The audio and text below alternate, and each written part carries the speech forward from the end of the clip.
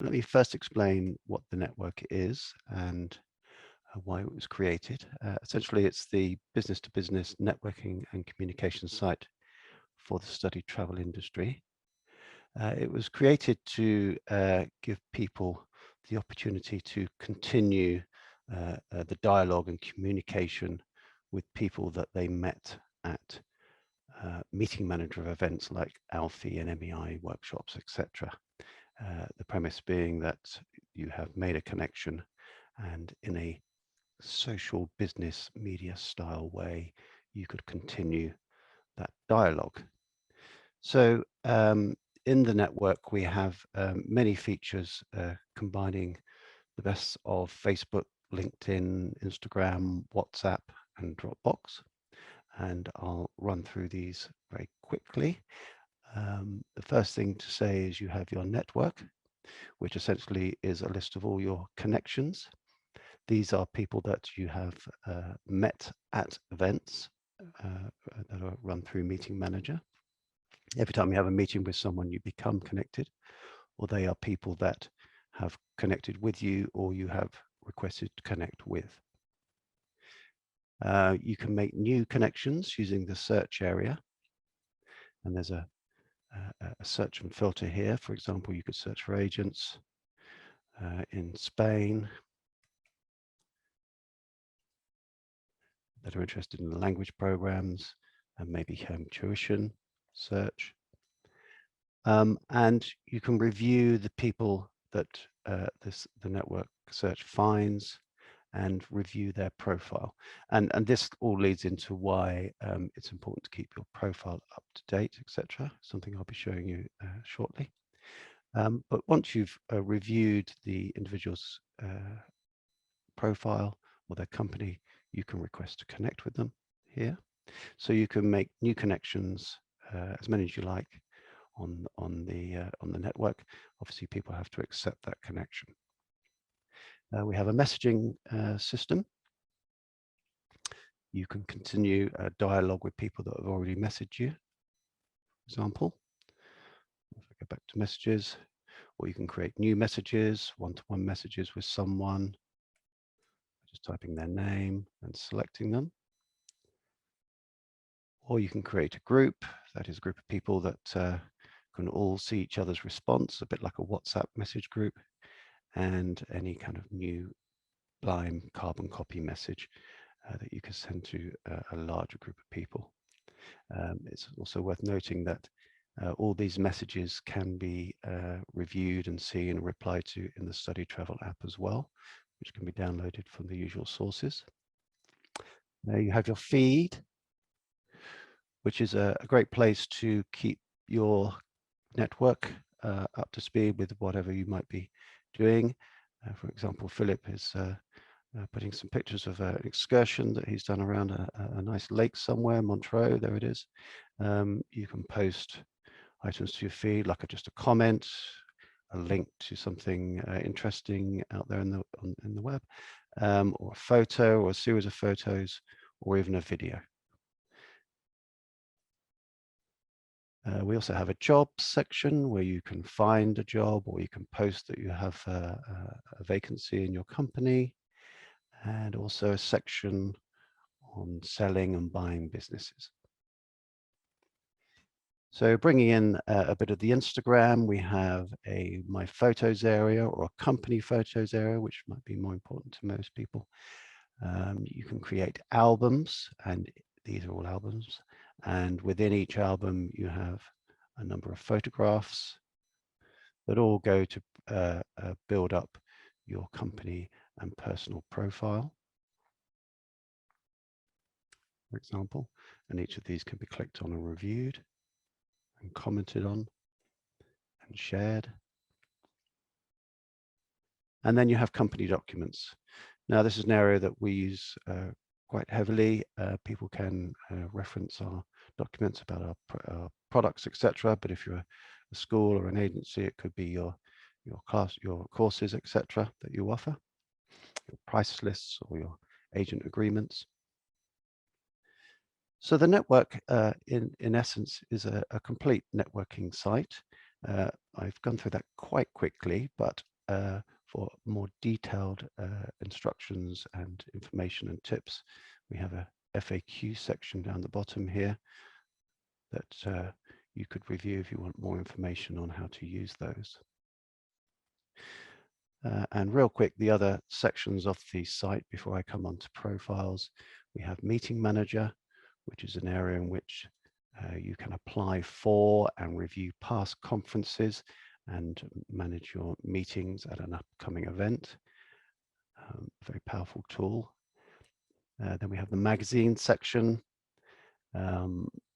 This study travel started in the early 90s, writing the foremost magazine for the study travel industry. And we have a wealth of information and knowledge and statistics in this section. But the homepage of the magazine encompasses the latest news, a link to our new study travel live television show, and a link to the latest issue and its articles. Or if you prefer, a direct link to just all the latest news.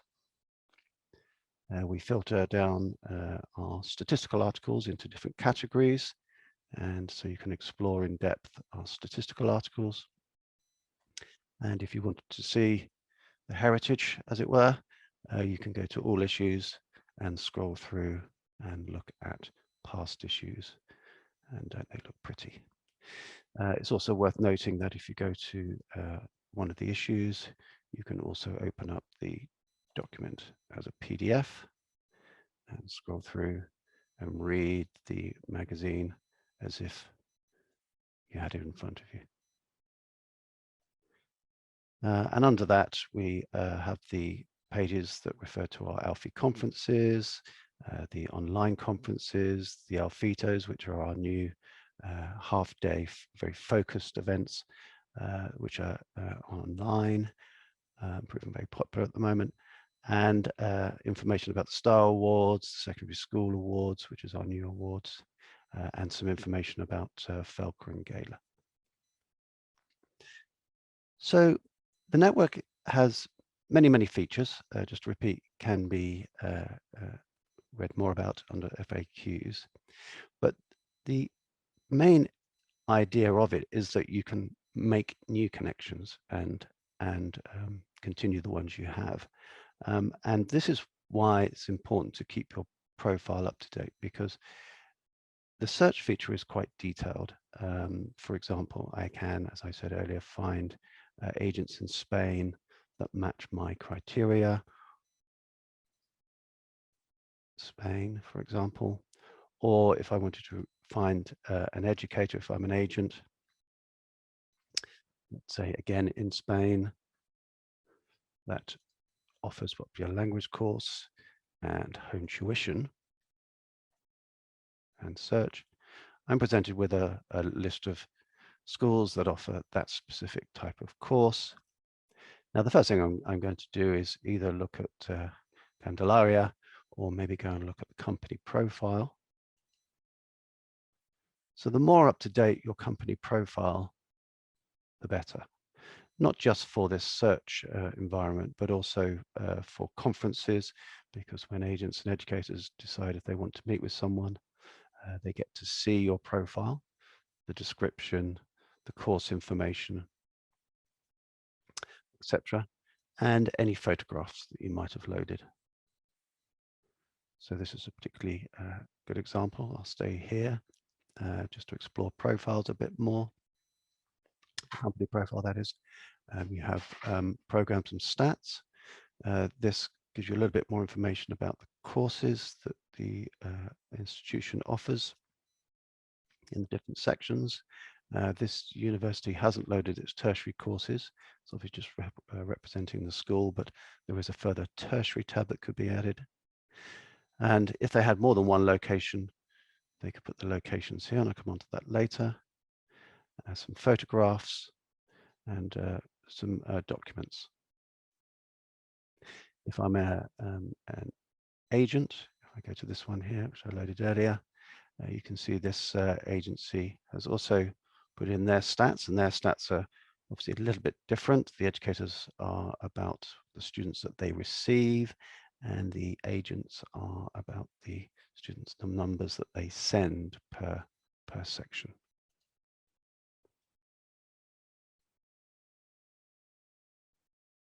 Okay, so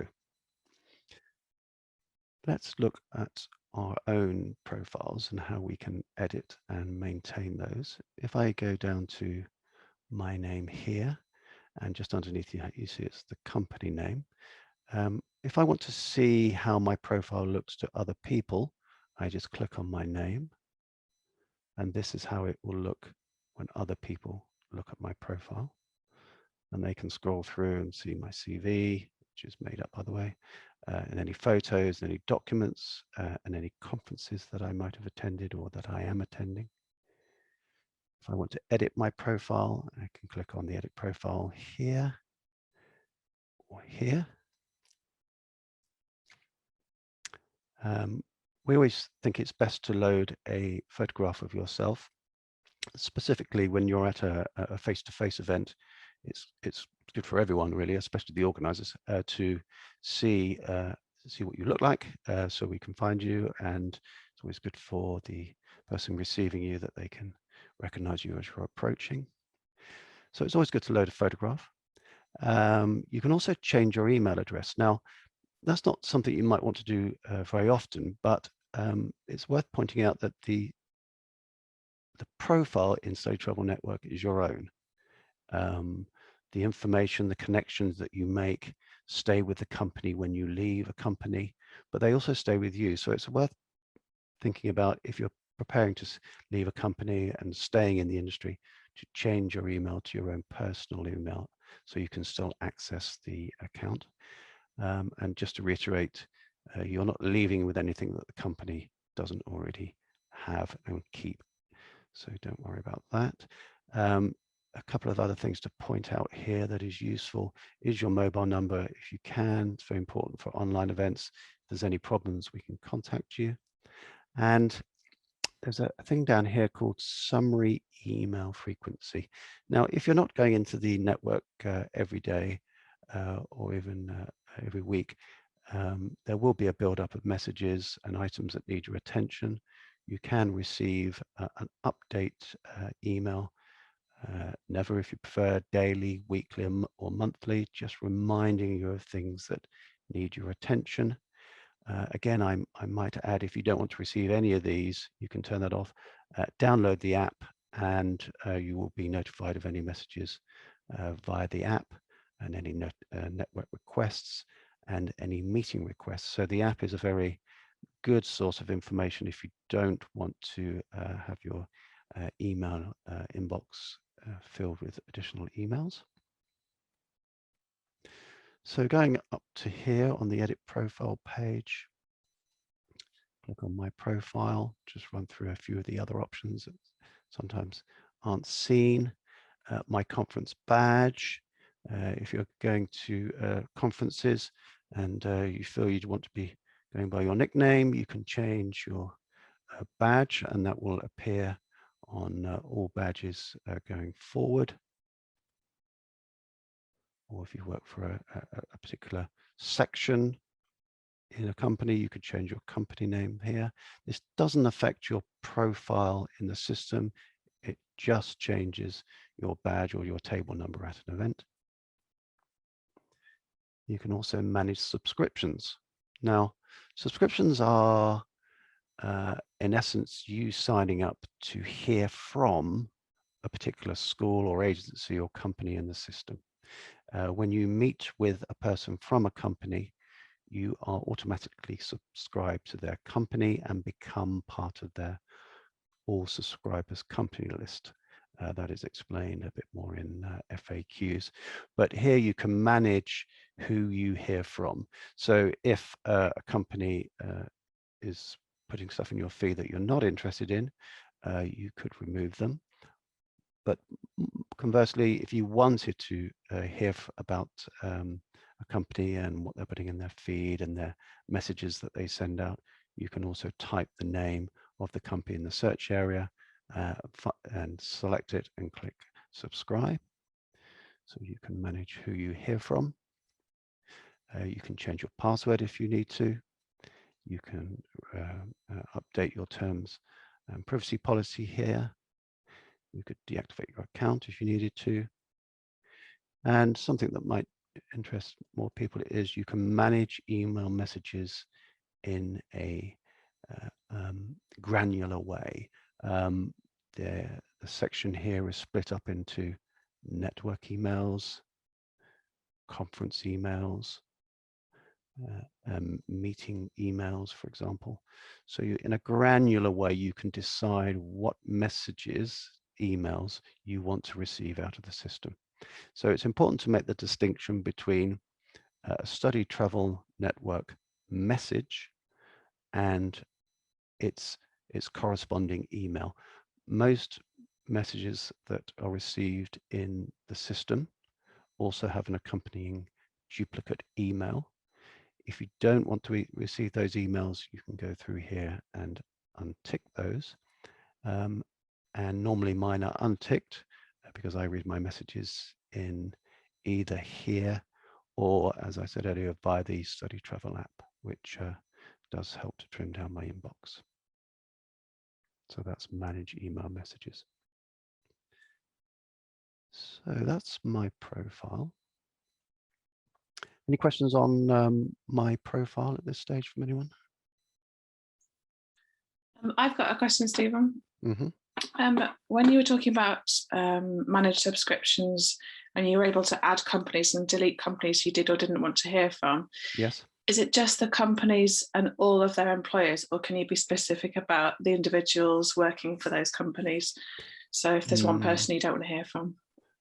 That's a good question. This is only on a company basis, as described in previous insights, but can be found here under network lists and company subscriber lists.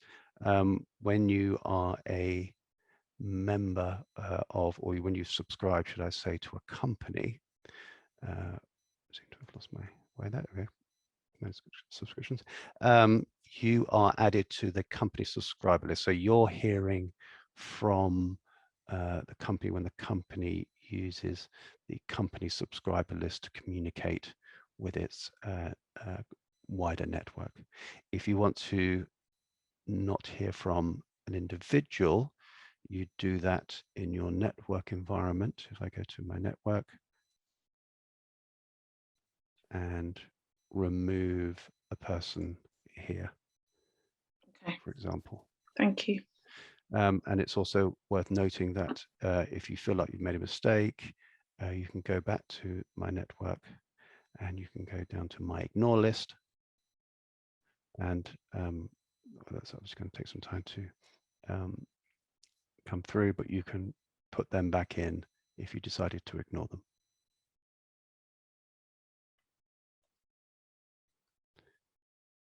Okay, so coming on to my company, which I think for a lot of people should be more important because, like I say, when a user is trying to interrogate the system to find a new business partner or to decide whether or not to meet someone at an event, it's the company profile that they're going to look at in more detail. So I scroll down to here to our company profile.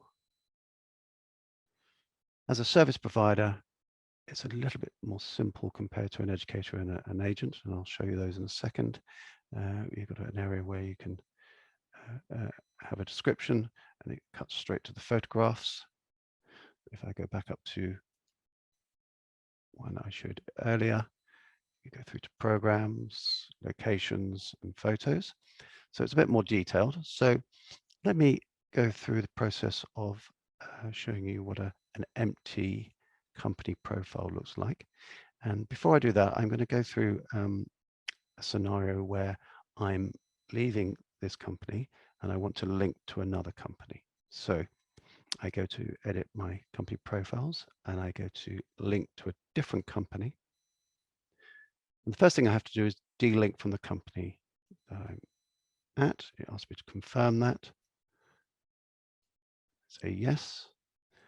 and now I have exited that company.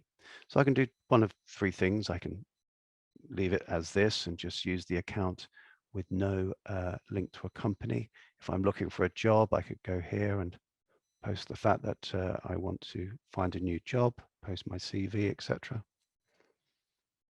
Or going back to edit.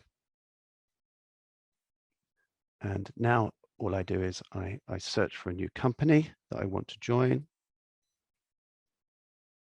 I type in the name. I find the company that I want to join and select them. Could be one of the branches.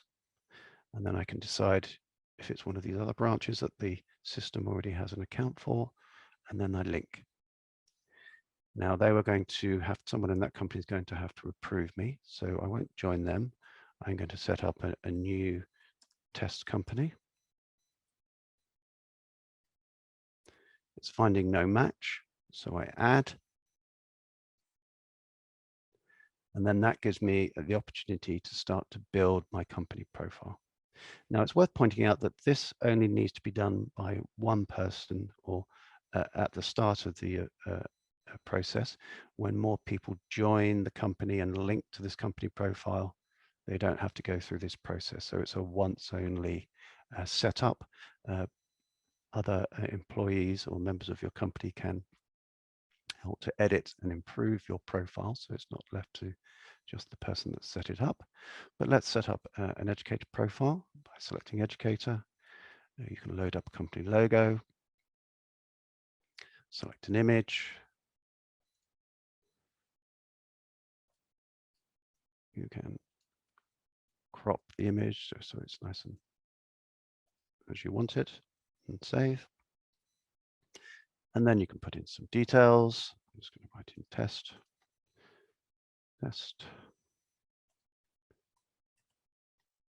You have to choose a country. Let's go Angola.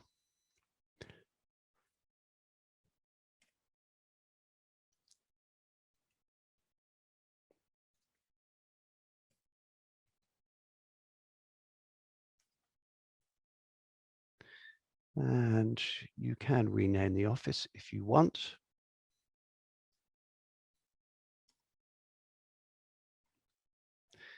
And you can say if this is the head office or not. So let's say yes to that. And then create.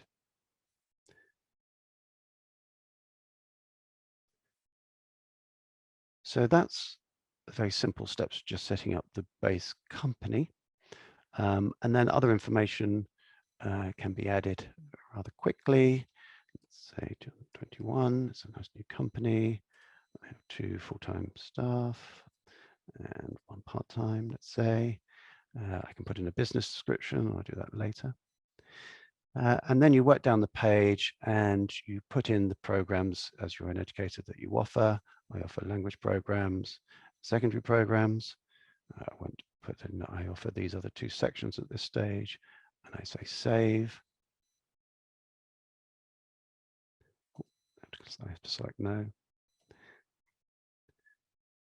And then it offers me to put in all the different course types that I offer. And just to remind you, this is a once only kind of thing. Of course, you can go through and update. You can put in something specific if it's not there. And the countries that you offer. Angola, you can put in multiple countries. And then to give an idea of your cohort in your school, you can select what percentage the students are in your school, in this case. I'm making this up, obviously. You can put in a bit more information about your classrooms, centers, maximum students per class, and the average, and any high seasons that you have, and save. And then it moves automatically onto the secondary school section, and you do the same. I'll just quickly click some things randomly.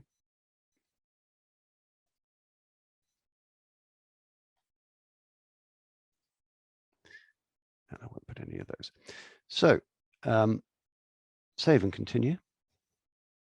So putting in all that information gives people that are viewing your profile a better idea of what you are. Like I said earlier, you can put in extra locations. If you have 2 schools in Angola, in this case, you can add another address here. And if you've got a different logo for that location, you can even load up a different logo. It's worth pointing out that via this, you can manage your employees. I'm the only employee in this company, so there's nothing to manage in this case. And also any association memberships that you might have. These are handy to put in because they can appear on your profile. So I might say I'm part of Aegis and apply. Now it's worth pointing out that this doesn't automatically go into your profile. Aegis in this case would have to approve that you are actually a member of their company. So if you give them, if you contact them and ask them to accept you, the Aegis logo would appear, or the association logo that you've chosen, or chosen if there are more than one, will appear on your badge, on your profile, etc.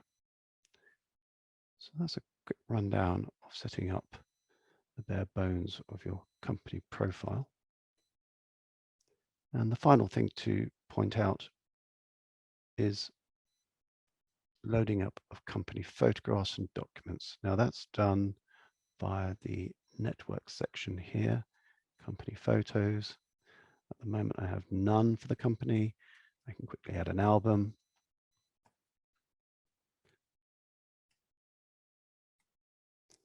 And I can decide if this is seen by anybody, only people in my organization, or I could restrict it to certain people, but anybody is probably a pretty good one. Create an album, and then you just upload some photographs from your computer. You can give them a description, and you have the album, and save.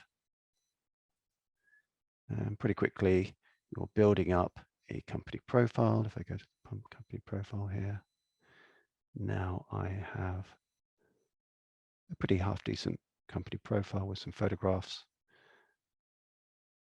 and some statistics, all of which will make me more attractive to an age or an educator that's searching for a new company to work with. So just to repeat, a lot of the network requests that you receive and the messages that you receive and any meeting requests for events can all be handled through the Study Travel app. If you don't want to receive multiple messages, and any of the items I've covered rather quickly today are talked about and discussed in more detail on the FAQs page here. And of course, metaphorically speaking, our door is always open to questions via email or conversation at any stage. Thank you for listening.